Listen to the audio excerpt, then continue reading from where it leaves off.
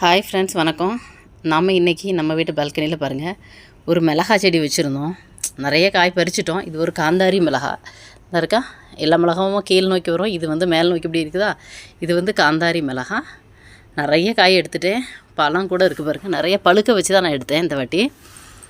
அதுக்கப்புறம் அதுக்குள்ளே வந்து நான் அந்த கடலை தோலை வந்து நான் போட்டிருந்தேன் உரமாக. அதிலேருந்து ஒரு கடலை முளைச்சிருந்துருக்கு. அந்த கடலை வந்து கொலை வந்து இங்கே பாருங்கள் கொஞ்சம் வாட ஆரம்பிச்சிருச்சு. சரி, அப்போ இது உள்ள கடலை இருக்கான்னு பார்ப்போம் அப்படின்னு பார்க்கலாமா.